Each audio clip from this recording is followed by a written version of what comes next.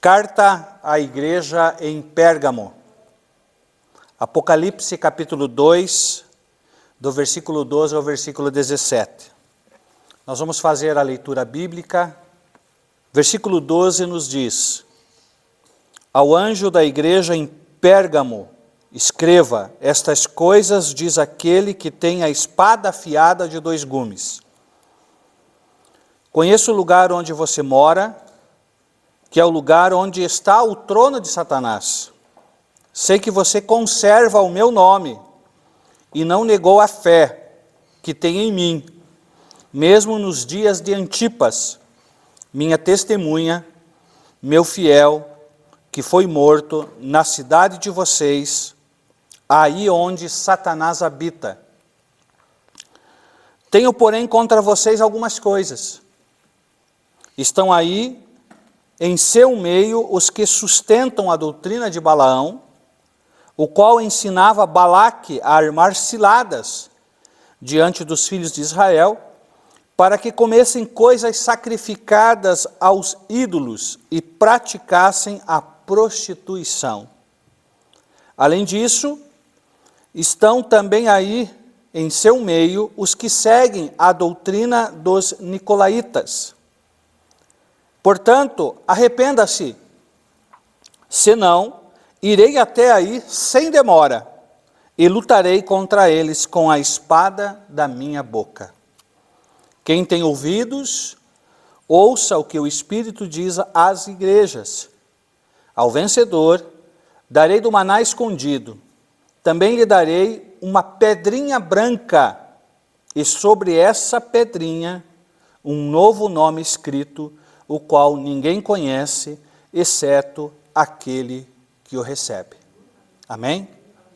Amados e amadas, a igreja em Pérgamo, ela vai representar então a igreja que vai do ano 313 ao ano 606 depois de Cristo, isto é, do século 4 até ao século 6. Pérgamo pode significar duas coisas. Pode significar torre, como também pode significar casamento. Alguns historiadores, eles vão chamar Pérgamo de Lourdes da antiguidade. Lourdes, uma cidade francesa, onde ocorre muita peregrinação para a adoração, devido então às romarias que eram feitas a essa cidade. Então, muitas romarias aconteciam nessa cidade de Pérgamo. A igreja em Pérgamo era dentre as 7 igrejas que estava localizada mais ao norte, 19 quilômetros ao norte da cidade então de Esmirna. A cidade de Pérgamo, ela pertenceu uma vez a Lídia, sob o riquíssimo rei Creso, 546 a.C. Então, Pérgamo era uma cidade já existente 546 anos antes de Jesus Cristo. Então, após a sua derrota, passou então a pertencer ao Império Persa. Então, o Império Persa vem e começa, então, a comandar aquelas regiões. Mais tarde, a cidade de Pérgamo passou, então, a pertencer à Macedônia. Isso em 264 antes de Cristo. E tornou-se, então, muito conhecida e ricamente ornamentada a capital do reino de Pérgamo. No ano 133 antes de Cristo, pelo testamento do seu último rei, nós temos ali o nome do seu último rei, Átalo III, ela passou então a pertencer ao Império Romano. Então, a cidade de Pérgamo, ela passa então a esse rei de Lídia, ela passa então a pertencer ao Império Persa, ela passa a pertencer à Macedônia e mais tarde ela vai pertencer então ao Império Romano. Nessa cidade, fala-se que existia uma grande biblioteca. Nós temos ali um dado de 250 mil rolos de pergaminhos. E aí a gente consegue então aqui verificar que o nome, né, Pérgamo, pergaminhos, então dado a essa famosa biblioteca, né, existente nessa cidade. Já na época dos apóstolos, já não existia mais essa biblioteca, mas a ciência nessa cidade, ela florescia, né? A arte florescia.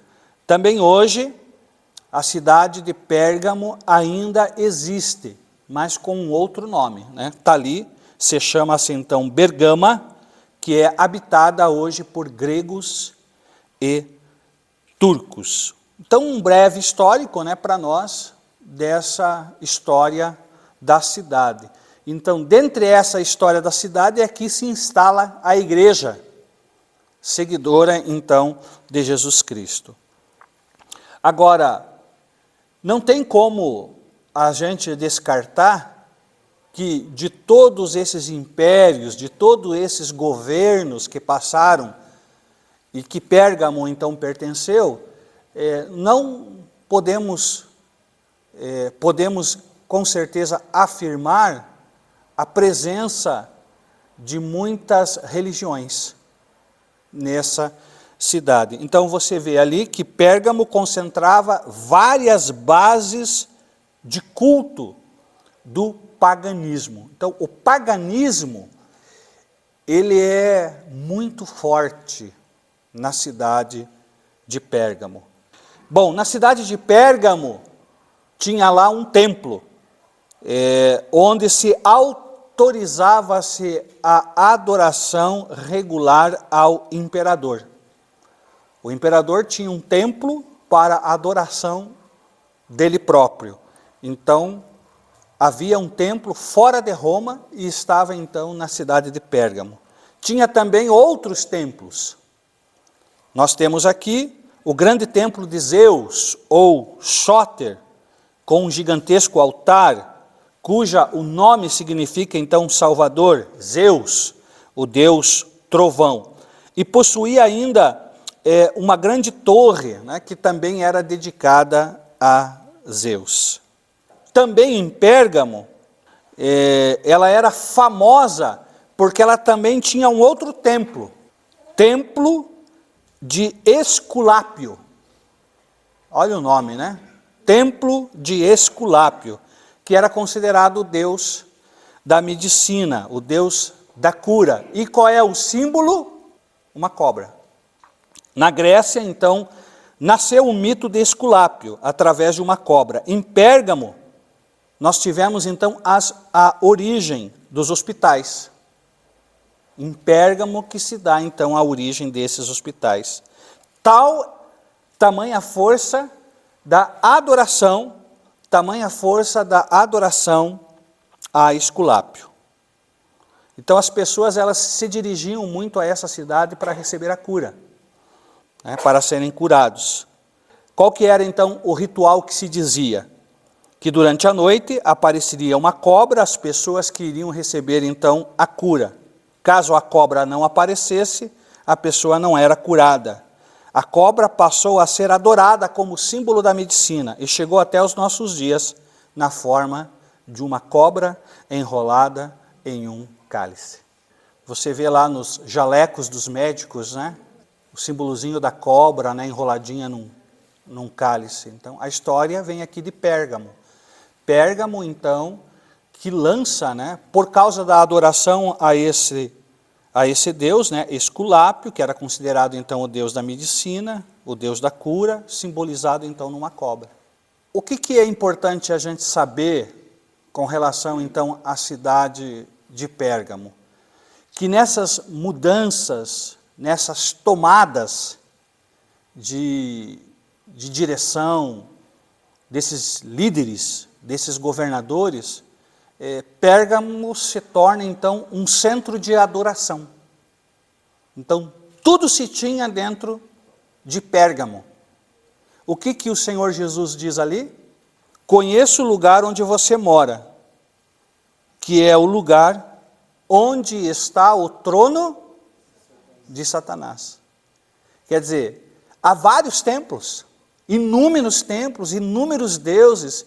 Então, assim, é uma romaria de gente na cidade, então, de Pérgamo. Então, Pérgamo era uma cidade, assim, riquíssima, uma cidade, assim, poderosa, um verdadeiro centro religioso da época. E a igreja está no meio disso.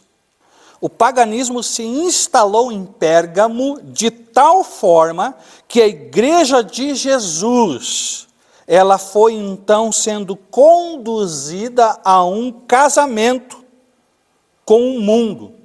Na verdade, é um adultério espiritual, que é aquilo que o Senhor diz, utilizando-se aqui da sustentação da doutrina de Balaão, que queria então que os filhos de Israel comessem coisas sacrificadas então aos ídolos e que se prostituísse. A prostituição na Bíblia, ela não está somente ligada à questão sexual, mas está ligada também ao abandono. O fato das pessoas nesse tempo passarem então a permitir essa entrada do paganismo na sua ideia de culto a Deus, passa então a ser um prostituir-se. Acaba sendo então esse adultério espiritual. Então, tenho porém contra você estas coisas. A idolatria está entrando no meio da igreja. Perfeito? A idolatria está entrando no meio da igreja. O adultério, então, espiritual, ele está acontecendo nesses séculos. Do século IV ao século VI, é aonde a igreja, ela começa, então, a se contaminar. Recapitulando, a igreja do século I foi a igreja em que Jesus estava no meio, com os líderes em suas mãos, uma igreja rigorosa, mas que tinha perdido ou estava perdendo o seu primeiro amor. Nas igrejas do século II, na igreja dos séculos II e III, foi como se Deus mandasse fogo do céu para reacender a chama do primeiro amor, e as pessoas começaram então a se tornar pessoas mais firmes, apesar de toda a perseguição. Lembra da igreja de Esmirna? A igreja permaneceu firme, e e Satanás não conseguiu então assolá-la. Mas em Pérgamo, que representa então essa igreja do século IV ao século VI, nós vemos Satanás mudando a tática. Em Esmirna, os cristãos eram mortos, queimados, jogados para as feras, mas aqui a tática muda. Ele vai se introduzindo, ele vai então corrompendo a igreja através de uma união do cristianismo com o paganismo, que eram então as demais religiões existentes. Então, Pérgamo, com toda essa idolatria existente nessa cidade, representa então a época do surgimento forte do paganismo, e ele vai então se introduzindo. Então, a tática de Satanás, se ele não pode vencer o inimigo, vou me juntar a ele. Então aqui nós temos uma palavra que teologicamente ela é muito usada, que é o sincretismo. O que é sincretismo? É mistura. É essa mistura que vai acontecendo no meio então da igreja. Percebam o seguinte, o Império Romano, ele foi um grande perseguidor da igreja, não foi? A gente viu isso nos nossos estudos. Então, nós vemos aí, por exemplo, se você for estudar o que Nero fez com os cristãos. Coisas terríveis. Nós vemos ali que em Esmirna, só num dia, 1.500 cristãos foram mortos de uma única vez. Agora, no início do século IV, começa então a cessar essa perseguição. Então nós temos aqui o nome de um imperador muito importante na história do cristianismo, chamado Constantino. Ele foi o primeiro imperador a dar liberdade ao cristianismo como religião. Sabe o que Constantino faz? Ele então oficializa o cristianismo como a religião oficial do Império Romano. Aí o que acontece? A igreja deixa de se tornar uma igreja perseguida e passa a ser uma igreja perseguidora. Porque daí o que acontece? Aí, agora, as pessoas, pela força, vão ter que começar a seguir o cristianismo. Você entende como vai mudando então as coisas? Então é impressionante. Constantino, ele se impressiona com o crescimento do cristianismo. Nada podia então impedir esse crescimento. Então, o que ele faz com o cristianismo? Quando ele viu então a potencialidade, quando ele viu a força, quando ele começou a ver lá, né, a fibra dos cristãos, ele vai então decretar uma união do cristianismo com o paganismo para o fortalecimento do império, na forma de adotar então o cristianismo como essa religião oficial. É verdadeiramente um golpe político. Golpe político é isso. Então esse imperador, Constantino, muitos dizem que ele se tornou um cristão, mas isso a gente só vai ver lá na eternidade, saber se esse imperador realmente vai estar lá. Mas se você pegar os livros de história, você vai ver que essa forma como ele vai então articulando o seu império é para deixar o seu império ainda mais forte. O Império Romano passa a ter agora uma religião oficial. Chama-se cristianismo. É a igreja, veja bem, é a igreja que permite que esse sincretismo entre dentro dela, e esse sincretismo, essa mistura com o paganismo, passa, então, isso é bom, isso aqui é importante, porque isso aqui vai nos ajudar a segurar o povo, aqui a gente vai conseguir dirigir o povo nessa situação. Olha só, para agradar o imperador, muitos, para agradar o imperador, adotaram uma nova religião. Regimentos inteiros de soldados eram batizados sem terem nascido de novo. A mistura dos que não tinham nascido de novo com os cristãos. Isso vai obscurecendo a consciência dessa igreja verdadeira. Então era cada vez mais difícil manter a distinção clara entre igreja e o mundo. O verdadeiro testemunho cristão, tão evidente no tempo então de Esmirna, em Pérgamo, ele vai o quê? Se apagando. A frieza espiritual. Então, gradualmente, o formalismo religioso tomou o lugar da verdadeira espiritualidade. Então, a corrupção se instalou cada vez mais na igreja, tentando então combinar essa teologia cristã com a filosofia pagã. Com o passar do tempo, os que não iam se convertendo de verdade começam a sentir falta do ver, começam a sentir falta do tocar. E o paganismo então começou a voltar, porém agora transvestido como um nome de cristianismo. E o cristianismo autêntico, o cristianismo verdadeiro, ele só adora a Deus, ele só adora a Jesus. A história do apóstolo Paulo nos ajuda lá na cidade de Atenas, quando ele então entra naquele Areópago e lá ele encontra um altar escrito ao Deus desconhecido. Não havia uma imagem desse Deus. E aí então ele fala: Quem era aquele Deus? Então, os cristãos, eles adoravam a Deus, eles seguiam Jesus. Já nas religiões em Pérgamo, eles tinham algo para ver e algo para tocar. Com o passar do tempo, eles começam a sentir falta disso. Eles já estão dentro do cristianismo, mas eles estão sentindo falta disso. Aqui há uma expressão católica apostólica.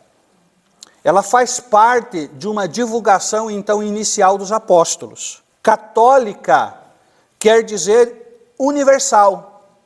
Muita gente demoniza hoje, dentro da igreja cristã, o significado do nome católica.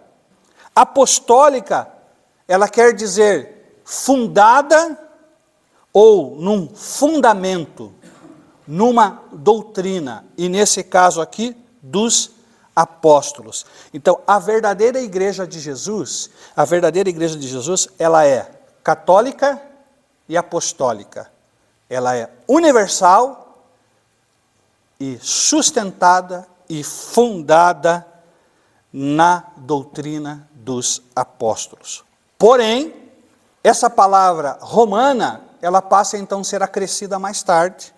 Ela vai sendo acrescida mais tarde. Ela não é bíblica, mas ela é incluída por causa da igreja que estava então em Roma. Tem um outro título aqui, que a gente poderia então rapidamente falar sobre ele, que era o título de Pontifex Maximus. Esse título Pontifex Maximus, ou seja, sumo sacerdote, era um título que somente o imperador tinha. Só o imperador tinha então esse título.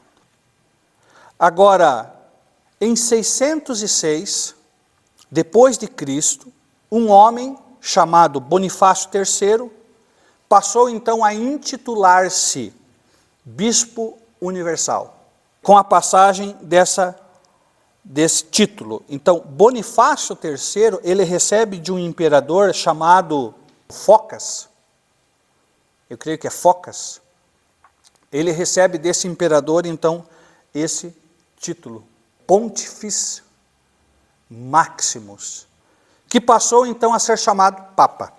Essas pessoas que passam então a ter esse título de Pontifex Maximus dentro da igreja, ele passa então a colocar alguns decretos, que são decisões pessoais ou decisões então conciliares, que passaram então a ser absolutamente iguais à autoridade da palavra de Deus. A autoridade é da palavra de Deus, ok? Toda autoridade maior está na palavra de Deus. Mas essas decisões que vão sendo então tomadas nesses séculos pela igreja, elas começam a ter a mesma autoridade. Começam então a ser decisões oficiais. E a igreja também passa a ser assediada por essas coisas, a adulterar com outros deuses. E isso acontece, e isso ocorre, inicia-se fortemente na igreja de Pérgamo, e está aí presente até os nossos dias atuais. Versículo 15, assim tens também alguns que de igual modo seguem então a doutrina dos nicolaítas. Lembra lá dos nicolaítas, da carta aos Efésios, que nós então estudamos? Lá eram obras dos nicolaítas, e em Pérgamo já se torna a doutrina dos nicolaítas. Nicolaítas são aqueles, amados irmãos, que querem dominar o povo, ter o povo sobre o seu controle. O que eu penso que é certo para o povo, é isso que o povo deve seguir. E não é isso que nós aprendemos pela palavra de Deus. Nós devemos seguir aquilo que Jesus diz que nós devemos seguir. A liberdade de você adorar a Deus, de você adorar ao Senhor. Versículo 16, nós encontramos lá o Senhor dizendo então à igreja que está em Pérgamo: arrepende-te, pois. Nós temos aqui o exemplo de dois homens, Judas e Pedro. Judas foi aquele que traiu Jesus. Pedro foi aquele que negou Jesus. E por 3 vezes a palavra de Deus diz. Qual que é a diferença de Pedro para Judas? Pedro teve um arrependimento genuíno.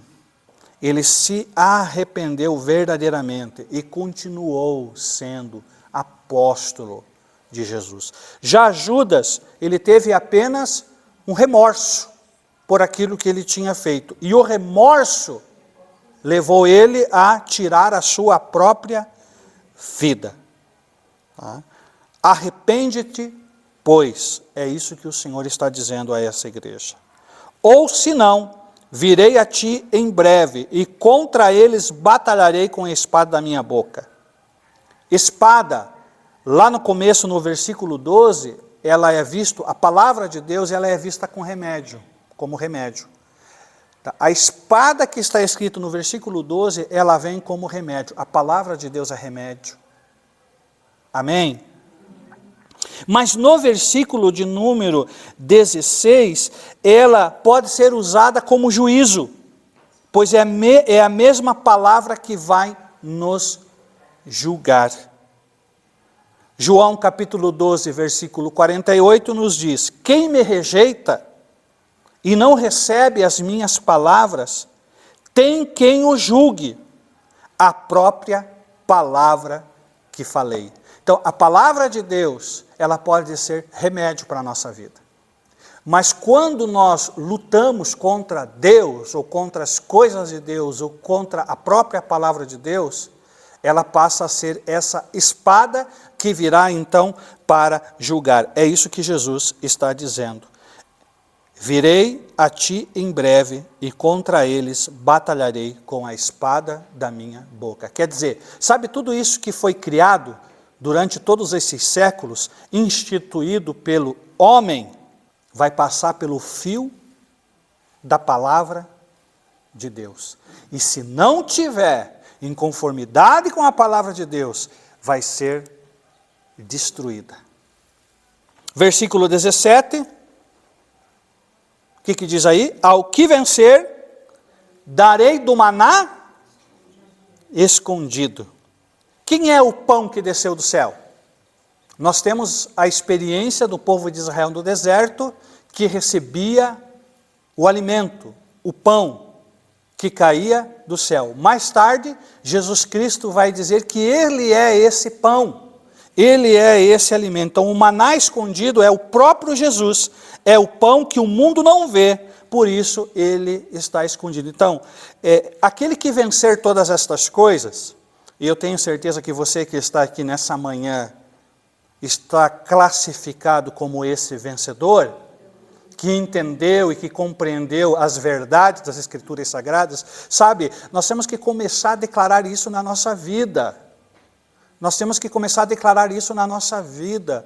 Aquele que venceu a idolatria, aquele que venceu a prostituição, aquele que não se deixou se contaminar com esses deuses da história, mas tem como único Deus esse Cristo, esse Senhor, esse Deus que formou. Quer dizer, houve tempo para nós voltarmos à essência daquele que nos criou. Ao que vencer, darei do maná escondido. Quer dizer, verá o Cristo, verá o Senhor. Aleluia. E se não bastasse, olha a sequência do versículo 17. Lhe darei uma pedra branca. E na pedra, um novo nome. Um nome o qual ninguém conhece, senão aquele que o recebe. Pode ser que lá na eternidade o meu nome não seja Loimar. Quando Jesus diz que teremos uma pedra branca e ainda escrita com um novo nome, ele vai estar dizendo o seguinte: você é meu. 2 Coríntios capítulo 5, verso 17, nos diz que as coisas velhas já passaram. As coisas velhas já passaram e tudo se fez novo em Jesus. Um novo nome. Um novo nome. Só os que recebem Jesus saberão qual vai ser o seu novo nome. Isso é uma coisa íntima. Isso é uma coisa pessoal. Um nome muito importante. Amém?